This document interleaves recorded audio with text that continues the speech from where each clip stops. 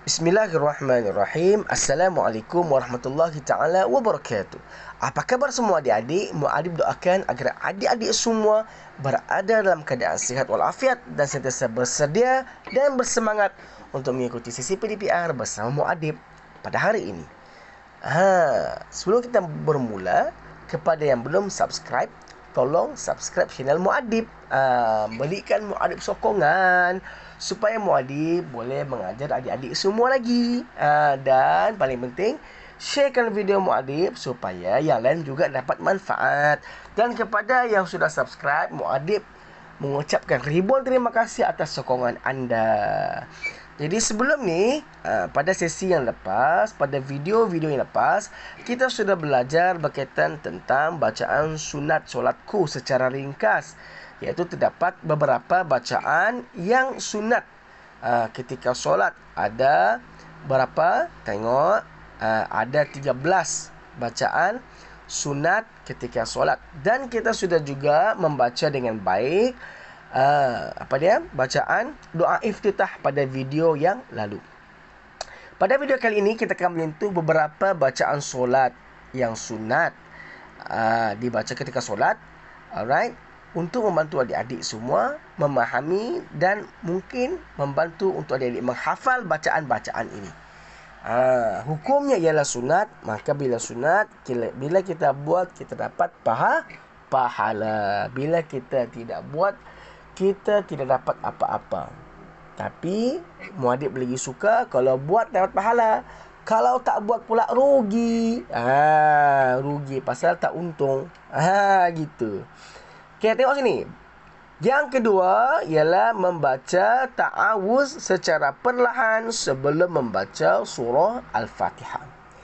Bagaimana nak baca? Baca dia a'udzubillahi minasyaitonirrajim. Sebelum baca surah Al-Fatihah, kita baca ta'awuz secara perlahan. Secara perlahan. Barulah kita membaca surah Al-Fatihah.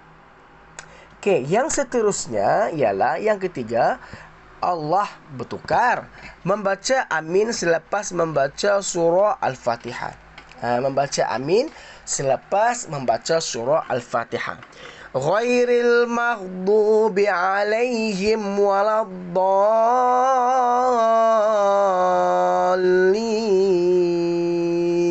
Amin. Amin itu tadi di hujung tu merupakan bacaan sunat. Maka dibacalah ketika selepas habis baca surah Al-Fatihah. Dan yang keempat, membaca surah selepas membaca surah Al-Fatihah dan amin. Lepas kita sudah amin tadi, amin, bismillahirrahmanirrahim, Qul huwallahu ahad. Contoh, baca surah Al-Ikhlas ataupun surah yang adik-adik hafal. Surah An-Nas ke, surah Al-Falaq ke, yang adik-adik hafal. Baca selepas Al-Fatihah dan selepas amin tadi. Untuk rakaat yang ketiga, untuk rakaat yang pertama dan yang kedua. Dalam setiap solat, rakaat pertama dan yang kedua. Okey. Seterusnya membaca Al-Fatihah dan surah secara kuat pada solat subuh dan pada 2 rakaat awal solat maghrib dan juga isya. Kita keraskan bacaan kita pada ketiga-tiga solat ini. Pada ketiga-tiga solat ini hukumnya ialah sunat. Okey. Dan seterusnya ialah membaca takbir intiqalat ketika berpindah ke perbuatan yang lain. Contohnya, daripada kita berdiri, kita mau rukuk, maka sebutlah Allahu Akbar. Sebutlah Allahu Akbar. Daripada kita i'tidal, kita nak sujud pula, bacalah Allahu Akbar. Dari sujud, kita nak duduk antara 2 sujud, bacalah Allahu Akbar. Maka itu dipanggil bacaan takbir intiqalat. Okey. Dan yang ketujuh, membaca tasbih rukuk. Membaca tasbih rukuk. Jom kita baca sama-sama supaya adik-adik boleh hafal insya-Allah. Kita baca 3 kali. Subhana rabbiyal azimi wa bihamdihi. Ulang. Subhana rabbiyal azimi wa bihamdi. Sekali lagi, subhana rabbiyal azimi wa bihamdi. Membaca 3 kali. Dan seterusnya ialah membaca bacaan ketika bangun daripada rukuk. Apa bacaan dia? Sami Allahu liman hamida. Ulang. Sami Allahu liman hamida. Sekali lagi. Sami Allahu liman hamida. Tapi baca ketika solat nanti bukan 3 kali. Sekali je kita baca.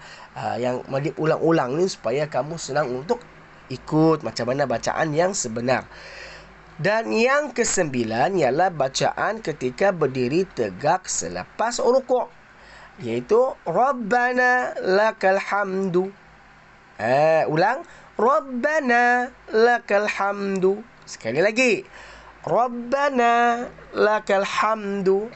Ini pun dibaca sekali saja.